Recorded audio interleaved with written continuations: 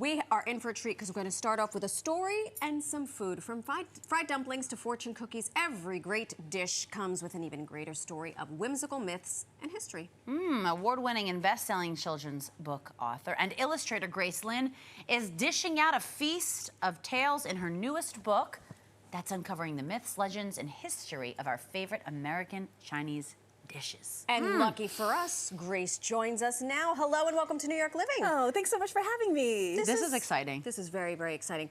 You have your book, you have some food. You're going to marry the two together for us. Exactly. But we have a very important question because you're an author and an illustrator, but that's not what you were hoping to do. That wasn't your first goal in life. No, my first goal in life was to be an ice skater. An ice skater. Same. That's so weird. Me too. Like Condoleezza Rice. Instead of ice skating, she became Secretary of State. And what happened? Well, I realized that I liked drawing pictures of myself ice skating more than actually ice skating. Okay. So, That'll and do. writing stories about myself ice skating rather than actually ice skating. So I think becoming an author and illustrator was the perfect choice. Lucky for us, she chose the author. Yes, yes, exactly. Now talk to us about the inspiration that you drew on to create this book. So this book, Chinese Menu, a lot of people get confused because they think it's a cookbook or they think it's a picture book, but it's not. It's the stories behind all your favorite dishes. So I like to say, you know how there's these big books of Greek myths? So it's kind of like a big book of Greek myths, It but looks it's like it. Chinese food. I love it. Okay,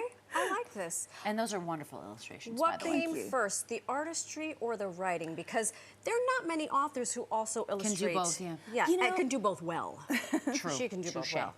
Yeah. For me, the writing always comes first. Authors and illustrators work very differently, but for me, I have to write the story first, and then I kind of go into the pictures. Okay. All right. I like that.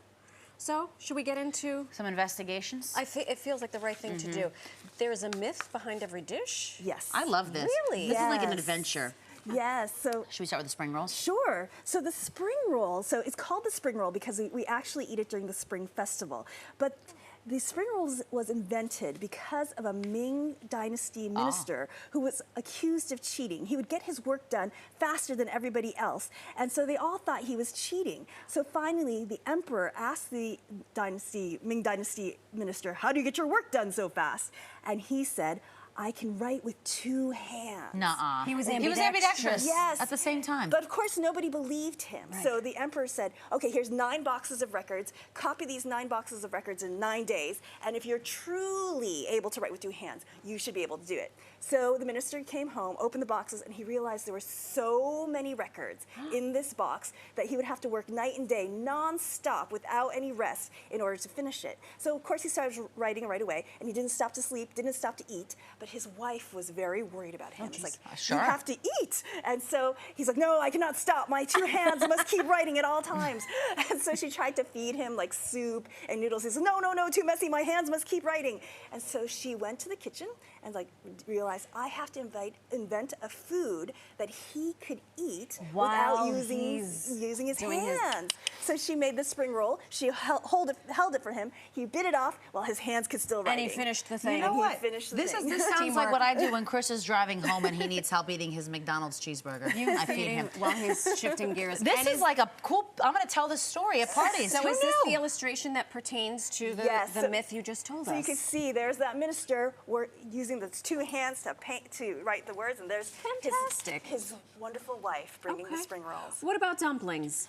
Dumplings. Now, if you have ever eaten these kinds of dumplings, which almost everybody has, Yes. you'll notice that these dumplings look like they're in the shape of a person's brain. ear. Yes. Oh, I was gonna a say brain brain. too. But really, they're supposed to be in the shape of a person's ear. Yeah. Okay. And that's because they were invented by a they're invented by an ancient Chinese doctor who invented them to cure people's frostbitten ears. One day in the middle of winter, he was walking through the village and he saw all these people suffering from frostbitten ears.